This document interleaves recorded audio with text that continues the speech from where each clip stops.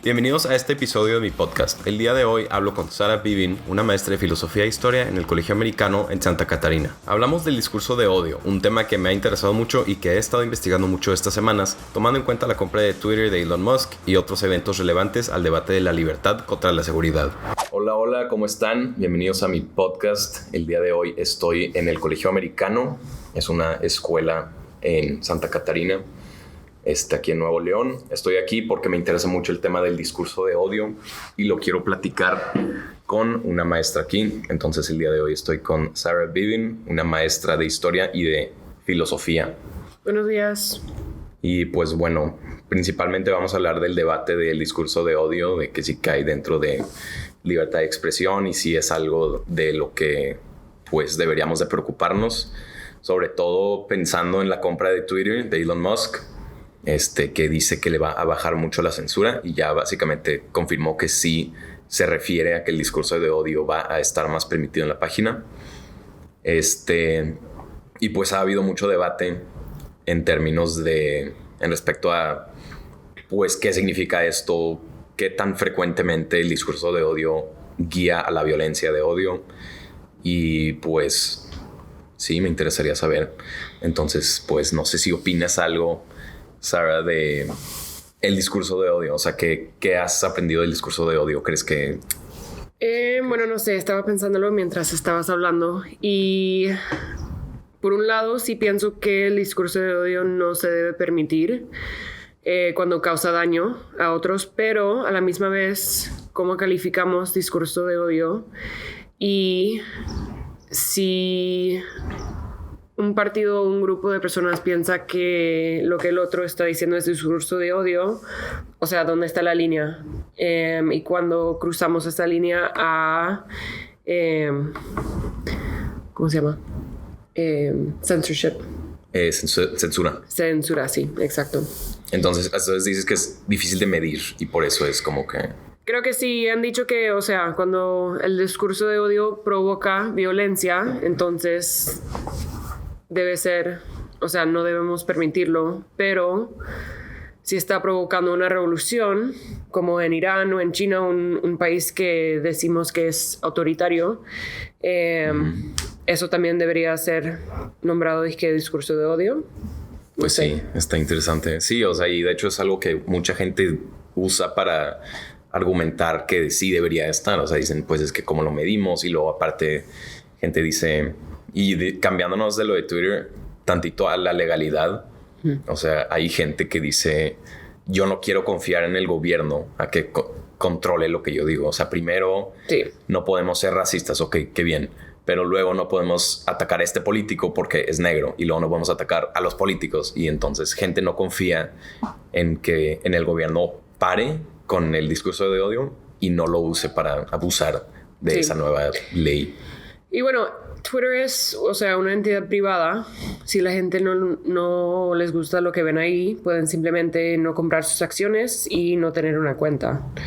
Y eso también es parte del discurso, es si el gobierno puede regular lo que estamos haciendo dentro de empresas privadas. Sí, pues sí, o sea, mucha gente ha dicho Twitter ya es, o sea, ok, sí, técnicamente es una empresa privada, pero no debería de, ya que hay miles de millones de gente usando la plataforma, como que sí es, obviamente, claro que sí es una empresa privada, pero, sí, pero gente dice, pues no debería ser así. O sea, qué mal que es así, qué mal que tienen razón que es una empresa privada. No pasa nada. Y pues sí, hay gente que dice, pues sí, pero como lo medimos, pero es que no sé qué. Pero los argumentos en contra del discurso de odio también están muy interesantes, porque dicen de lo de no tolerar la intolerancia, que la manera de tener tolerancia es si no toleramos la intolerancia. Que sí, pero es que luego todo se regresa a lo de, pero cómo lo medimos, o sea.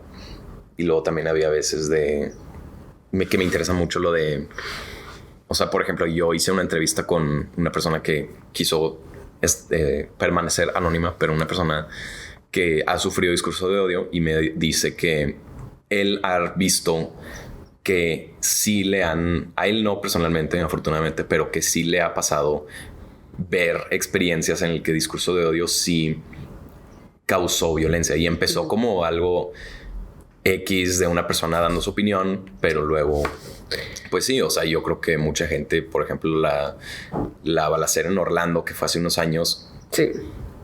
eso vino de una opinión que se escuchó y pues esta persona dice que muy frecuentemente se ha observado que los crímenes de odio como que comienzan del discurso de odio, pero luego pues ahí entra lo de, o sea, indirectamente y directamente. Sí, pero también estoy pensando en, o sea, lo que la mayoría de la gente acepta, como que tenemos violencia estructural dentro del sistema y expresar ideas que van con el fluido del sistema y se han cambiado a través de los años no es odio, sino es ser simplemente tener una opinión y así son las cosas. Sí. Pero contrafluir o expresar ideas que ya no son aceptables están nombrados de odio y no sé. Pues sí. Lo que decimos ahorita, si es algo de odio, quizás en 50 años no. Igual al revés, igual y ahora algo que no. Y ha pasado mucho, o sea, Sí. con todo lo del cancel culture de esta persona hizo un tweet hace 15 años y ahora está viendo las consecuencias como que... Pues, Sí. Pero ya sé, es otro tema, pero sí, con lo que dijiste que ahora a veces está como que institucional, pero eso ya no es casi de discurso de odio, es discriminación, porque la fuente ahorita que tuve el testimonio me dijo también que él en algún punto quiso donar sangre y no lo dejaron porque era gay. Sí. Digo, porque eso es gay, pero de que... Y pues sí me dijo de que pues así es como yo lo he sentido. Pero él me dijo de que en términos de cosas verbales, pues sí, pero yo me puedo... O sea, yo soy... Él me dice, pues yo me puedo defender contra eso. O sea, a mí no me molestan las puras palabras, pero la cosa es que pues las puras palabras pueden indirectamente llegar a algo más. Sí. Y... Bueno, por ejemplo, o sea, en los Estados Unidos, todo lo que es como white supremacy, ahora es hate speech. Ahora es, Y... Sí. Pero hace 100 años era lo que pensaba todo el mundo. Sí, era lo normal. Sí. Así que así las cosas se han cambiado. Y no es decir que es algo bueno, pero es algo que creo que lo que nombramos discurso de odio siempre va a ir cambiando. Sí. Eso es algo que me interesa mucho. O sea, que... Exacto, sí. O sea, que si hacemos algo ilegal que si eso... Digo, no hacemos algo ilegal, pero hacemos a cierto tipo de discurso ilegal. Sí. Y pues quién sabe, o sea, igual y algo se hubiera descubierto muy interesante, igual y se hubieran hecho innovaciones y lo que sea.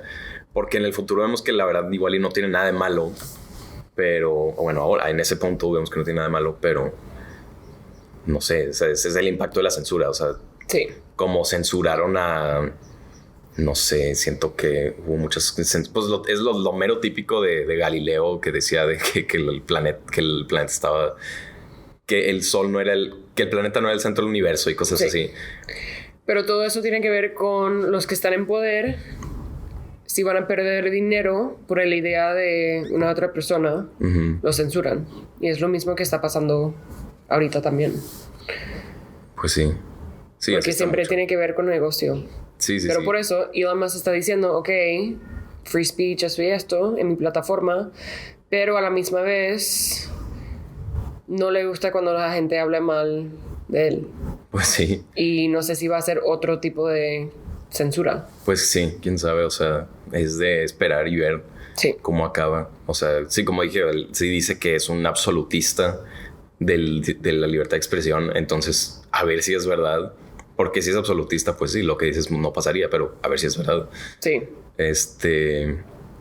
Y pues sí, muy interesante lo que está pasando con Twitter. Se me olvidó. Iba a decir algo y se me olvidó, pero no pasa nada. Bueno, ya dijo que iba a dejar a Donald Trump en la plataforma de nuevo. Sí. Eso está interesante porque lo de que si Trump causó lo del Capitolio, yo ni me acuerdo muy bien si lo he investigado, pero es difícil de medir si literalmente dijo... Yo no he visto lo original, pero... Dijo hay que marchar al Capital y pelear para este. Literalmente dijo eso. Sí. Bueno, entonces igual y sí, ¿verdad? Pero sí. Bueno, Musk dice que no. Musk dice que... No, él dijo que pelear fue, dije... Una metáfora. Sí. Una metáfora. Sí, ok. Entonces por eso lo estaba dando, porque dijo, pues sí, o sea, pero bueno, no lo dijo literalmente. Pero es muy fácil decir algo literalmente y si te atacan dices, no, fue una metáfora. O sea, como que es fácil defensa decir que era broma o que era metáfora. Entonces, pues, quién sabe, nunca sabes. Pero sí, o sea, se me hace una metáfora muy específica. Eso es lo otro. Si dices algo y la gente lo interprete de una manera y causas violencia, ¿es tu culpa o no? Ajá, eso es algo que me hace mucho, que me interesa demasiado. O sea, porque la ley es, o sea, lo típico de que si directamente causas violencia, pues ok, ahí sí es ilegal, pero... Sí, pero sí, ¿cómo medirlo? Por ejemplo, si Elon Musk en 2 días causa que Twitter dice que todas las acciones dice se bajan y alguien pierde todo su dinero y entonces, no sé, deciden ir a Twitter y matar a 10 personas, sí. ¿El causó eso o no? Pues sí, está interesante. O sea, hay gente que dice que no, hay gente que diría que sí. Sí. Elon Musk diría que no, o sea, porque sí, o sea, lo indirecto, pues estaría padre impedir que se haga toda esta violencia, pero es que ¿cómo sabes cuando algo fue indirecto? Y si fue directo, pues a veces también se puede argumentar de que sí, pero o sea, sí. O sea, no es mi culpa que hicieron lo que yo hice, ¿haz cuenta? Que lo que yo sugerí. Sí. Pero sí, o sea, una frase tan simple como los mexicanos entrando a los Estados Unidos es peligroso. Alguien puede escuchar eso de, no sé, Donald Trump y decir, sí, es cierto, que tiene razón. Pues, bueno, no, el que fue a un Walmart en El Paso estaba diciendo eso. Tomó las palabras de Donald Trump y fue al Paso a matar a gente en Walmart. Pues sí, o sea... Pero Trump dije, pero no es mi culpa. Sí, o sea, y ese es el debate, o sea, de que es su culpa o no, o sea... Porque puede decir de que... O sea, personalmente sentiría culpa. Sí, yo también sentiría culpa. Yo sentiría muchísima culpa. Pero supongo que después de tanto tiempo de ser una figura pública, ya como que se te va... No, y no puedes admitir que se siente culpa. Aparte, sí. Como expresidente, o sea, pues como que no se ve bien. Pero pues sí. Pero sí, y de hecho cuando le dijeron a Donald Trump que si quería regresar a Twitter, dijo que no, dijo que tiene su propia red social. Pero quién sabe cómo, con Truth Social. Pero ya eso se me hace como que una... No sé cómo se dice en español, pero como que un echo chamber de gente que está a favor de Donald Trump. Entonces pues claro que le va a encantar estar ahí, ¿verdad? Pero estaba pensando también cuando hemos visto que expresiones de odio o ideas de odio se manifiestan y ya son, dije, lo normal, como pasó en Alemania o como pasó en Rusia. Así perdemos mucha gente. Pero si el gobierno está controlando lo que estamos diciendo, no sé, es como el otro extremo, sí. Sí. Entonces, pues, no sé. A mí me interesa mucho porque yo cuando empecé a hacer esta investigación, yo pensé, sí, ok, qué horrible el discurso de odio, qué mal, qué maduro, qué mal que cualquier persona lo haga, pero como que sí es libertad de expresión, es como que el lado malo de la libertad de expresión, es la verdad fea que tenemos que lidiar con si queremos estar a favor de la libertad de expresión. Sí. Pero... Bueno, no, estaba pensando, o sea, creo que hay 2 niveles, porque lo que dices en casa o lo que dices cuando no tienes una audiencia, tienes libertad de expresarlo, pensarlo, aunque sea bueno o malo. Pero lo de Twitter y lo de social media es que sí tienes una audiencia y sí puede afectar a muchas personas. Y por eso creo que sí debe haber un nivel de responsabilidad. Sí. Si lo digo en casa o algo así, whatever, pero... Sí. O sea, cuando si es algo que va a todo el mundo. Sí, y depende. O sea, yo no... O sea, tengo una cuenta de Twitter, pero no lo uso. Creo que ni siquiera sé si tengo seguidores. Si yo digo algo en Twitter, obvio, no importa. Pero si soy alguien importante que tiene miles de seguidores, obvio que sí es importante. Sí. Sí depende mucho de la persona que lo dice. Pero pues, no sé. O sea, es un debate que nunca se va a solucionar. Y luego también, bueno, igual y sí, ¿verdad? Pero por el momento no le veo solución porque pues hay mucha gente en este mundo que opina diferentes cosas. Sí. Pero al final, ya para acabar, es que lo conecté mucho con... No sé muy bien, igual yo creo que tú sabes mejor que yo, para lo que dijo Freud de la libertad y la seguridad. De acuerdo. Y que, bueno, es algo básicamente que es... Todo se va a qué valoras más. O sea, porque si valoras la libertad, sí, pues todos pueden como que ir a matar lo que sea y lo que sea. Y sacrificas tu libertad al Estado para que te proteja. Sí, o la sociedad. Ajá, sí, es o a la sociedad, sí. Existencialismo, sí. Sí.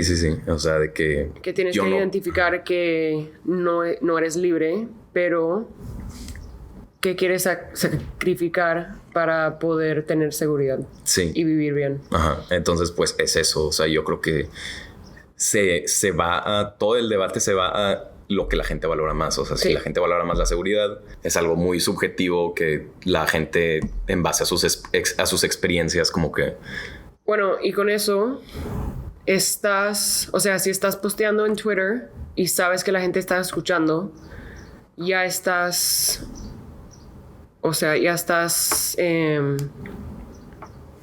sometiéndose a, una audiencia, así que su libertad de expresión quizás ya no lo tienes.